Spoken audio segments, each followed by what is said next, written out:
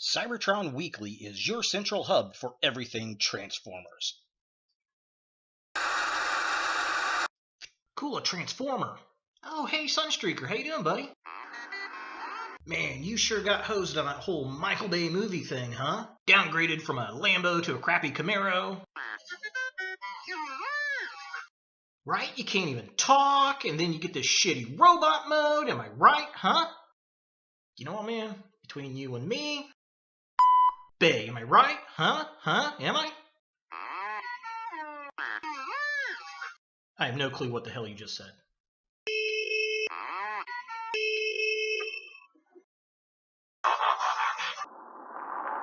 Wow, Sunstreaker's kind of a dick.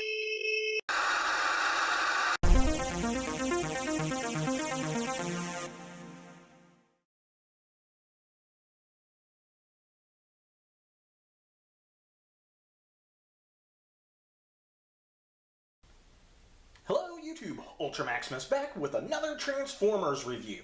Today we're taking a look at a Revenge of the Fallen figure, and it's the Human Alliance Bumblebee. Now I'd like to give a huge shout out to my good friend Wesley. Thank you, sir, very much. He let me borrow this figure so that I could review it. It was very kind of you, sir. And I have to say, I'm actually very impressed with this figure. It's a good size figure. I'll do some size comparisons here in a second, but the detail on it is very, very nice.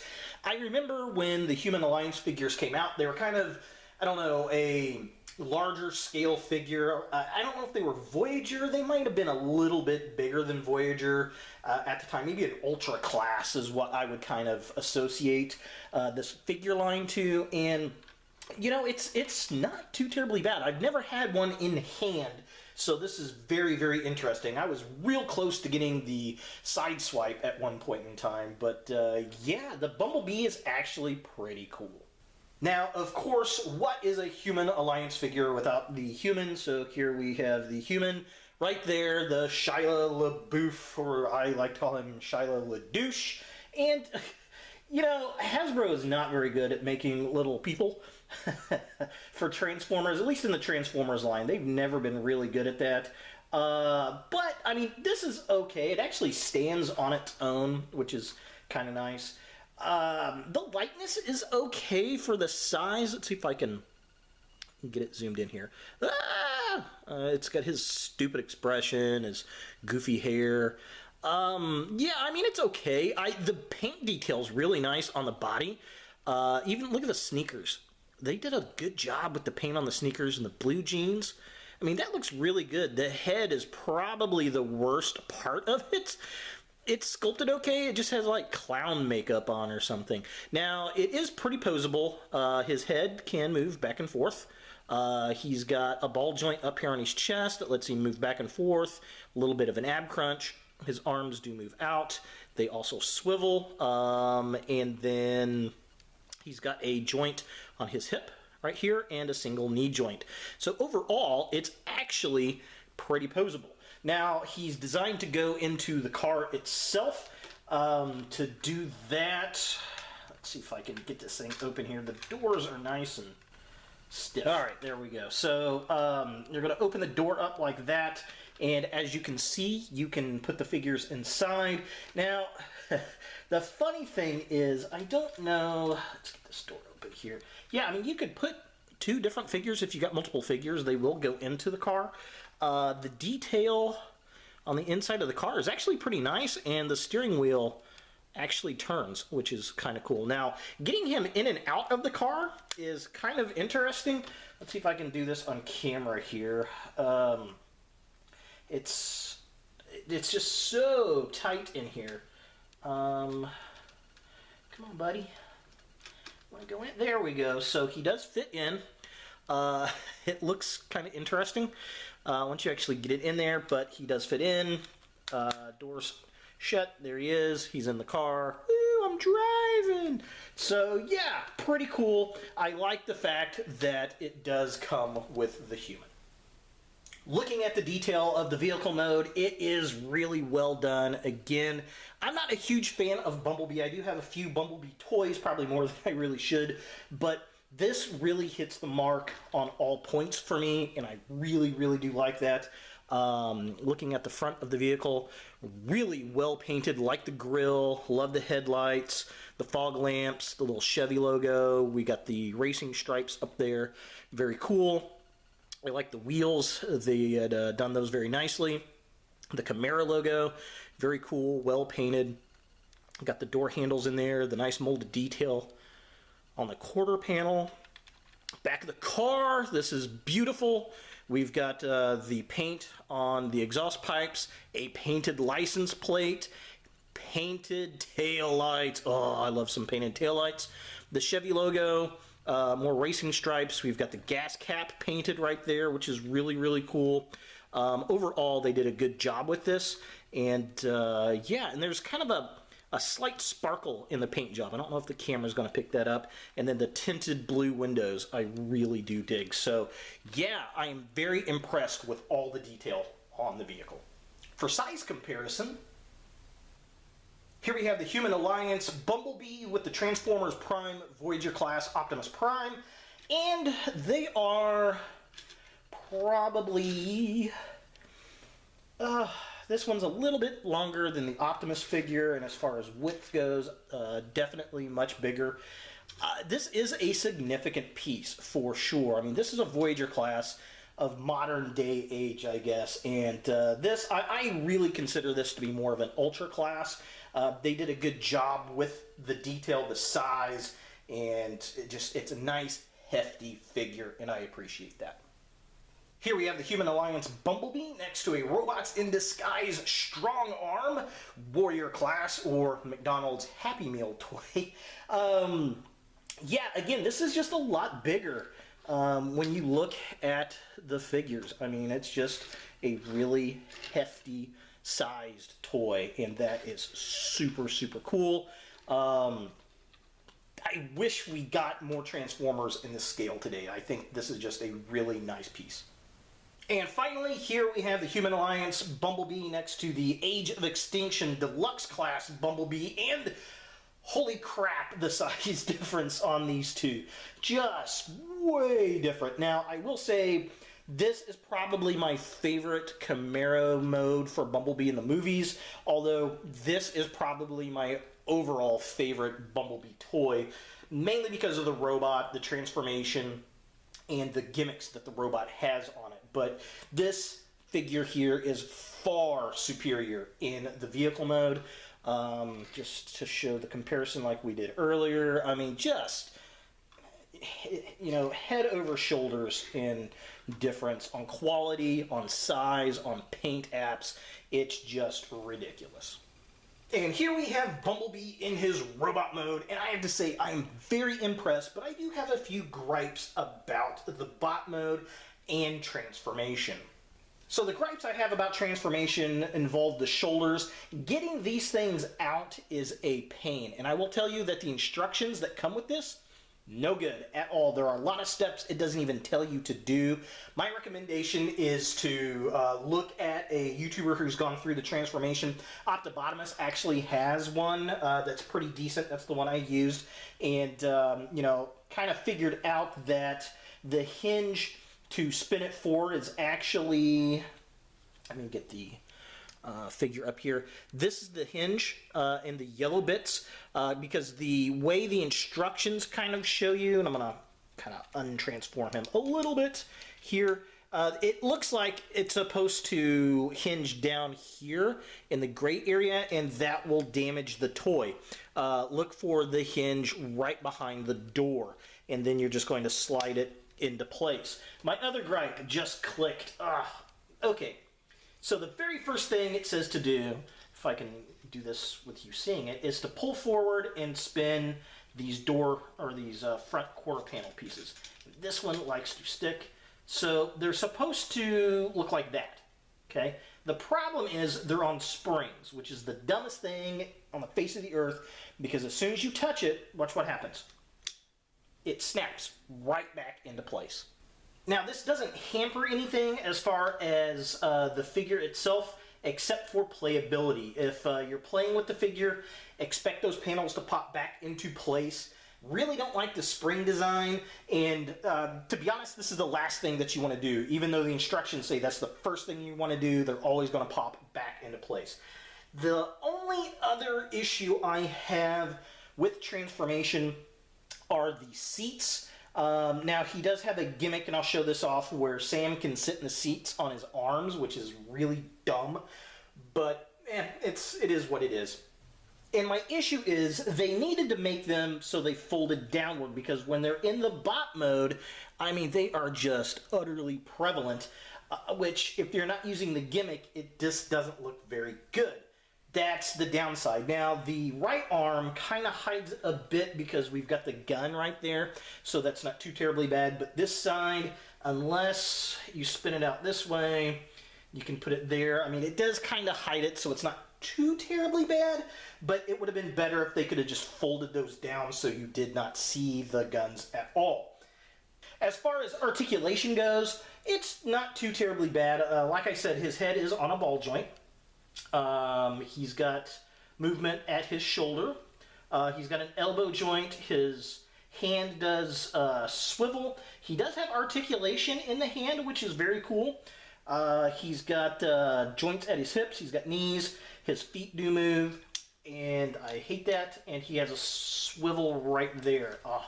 All right, so goodness gracious. So once you get this thing into pose, don't touch these. They're just going to keep popping in and out, in and out, in and out. So if they pop in again, I'm done with it.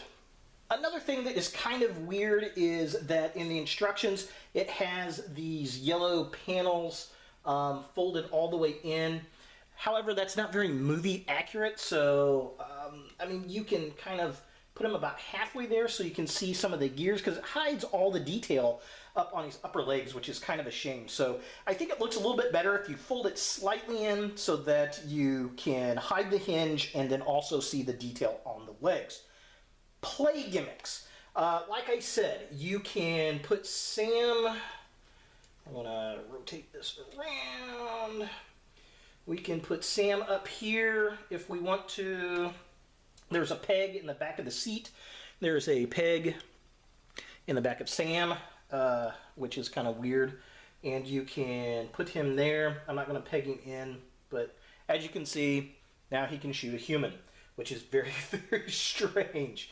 He also has a lot of hidden guns, which is pretty cool. There's a gun here that can fold forward on his arm, which is very neat. I do like that. That's pretty cool. And then he has a gun back here that he can raise up and shoot. So that is pretty cool. Just kind of show that. That's pretty neat. I do like that. There is also, down under here, a gun that can fold up. It's a little missile piece like that. And there are, if you notice, if I can get this right, there are handles on either side. And then if you look back down here, there is a stand right here that Sam can actually stand on. So he can stand inside of Bumblebee, which is kind of strange. Let's see if we can kind of do this. I'm not going to peg him in. There's a peg hole on the bottom of the feet and a peg hole on the stand. But I'm not going to do that. I'm just going to set him loosely on there. If I can find it. So Sam can actually sit on the back of Bumblebee and shoot the little missile thing next to his ear and make him go deaf, which is kind of interesting. Just kind of a close-up.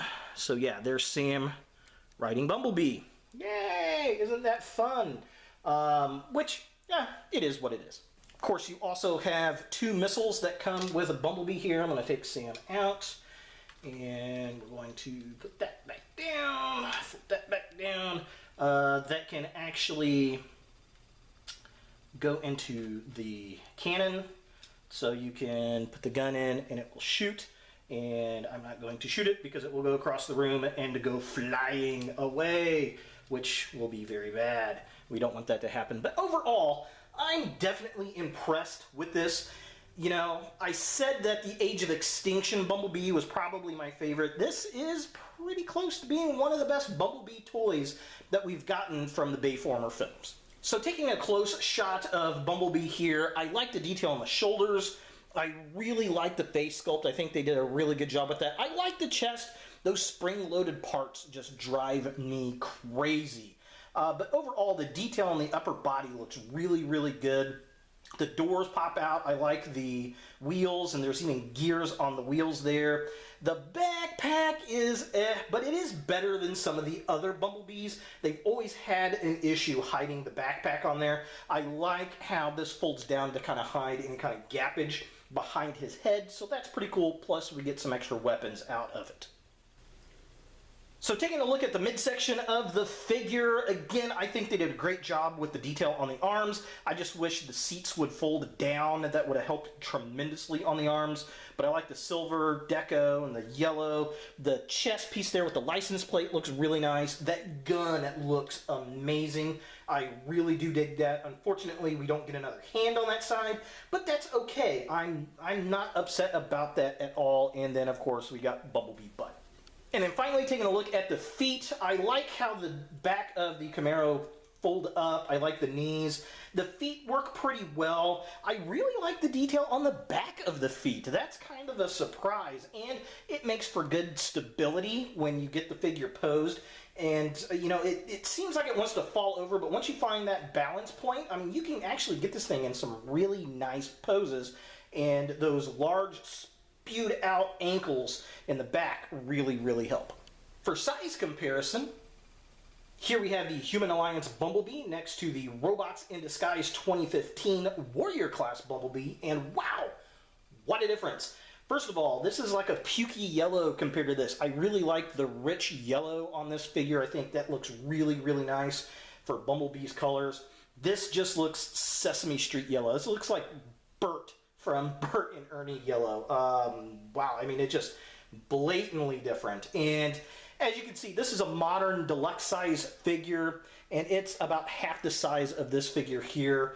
And just total size difference, total detail difference. I mean, this is going to win, hands down, no doubts. And here he is with the Combiner Wars Leader Class Megatron, and wow, look at the size of this thing. This is a pretty good size figure. I really like this Leader Class figure. This impresses the hell out of me on the size. I didn't realize how big this figure was until I've compared him to some of the other figures out of the lines. And even though Megatron's got the kind of high heel boots here from the upgrade kit, Bumblebee still comes up to the shoulder height of the Leader Class Combiner Wars figures, and that's impressive. That is a good sized figure and was well worth the money at the time of its release. And finally, here we have the Human Alliance Bumblebee next to the Deluxe Age of Extinction Bumblebee. Wow, this used to be my favorite Bumblebee figure that I've had. You know, even though this is not my figure, this has definitely become my favorite Bumblebee figure, and I may have to seek one of these out now. I'm very impressed with it. The detail, the articulation, the play gimmicks, just super cool. Although this still has the battle mask on it, which I wish this one did, and this one's got a hand that can flip to a gun. Again, I kind of wish that one did as well. However, everything else about this figure trumps this figure totally. And I watch the Bayformer films. I wouldn't say I'm a huge fan of them, and I have a lot of Bayformer figures, but only the ones that truly interest me, and I really kind of regret not picking this up back in the day because it's turned out to be a great figure. So is the Human Alliance Bumblebee from Revenge of the Fallen a figure that you want in your Transformers collection? If you're a Bumblebee fan, this is a must-have figure, I think. It's large, it's very detailed, it's got a lot of play gimmicks, the vehicle mode looks good, the human figure's okay. I mean, to be honest, if this was my figure, that human figure would go up with a bunch of Legos and never be seen with Bumblebee again, I don't think. It poses well. Overall, I gotta say, for a Bumblebee figure, I'm very, very impressed. And I gotta say, this is probably my favorite Bumblebee from any of the Bayformer films. So again, thank you, Wesley. I really do appreciate you letting me review this figure. And there he is, the Revenge of the Fallen Human Alliance Bumblebee. Hey guys, thanks for watching. If you like this video, thumbs it up. If you hate this video, thumbs it down. To watch more Ultra Maximus, click on the links to the right. Don't forget to subscribe and share, and as always, look for more videos in the future.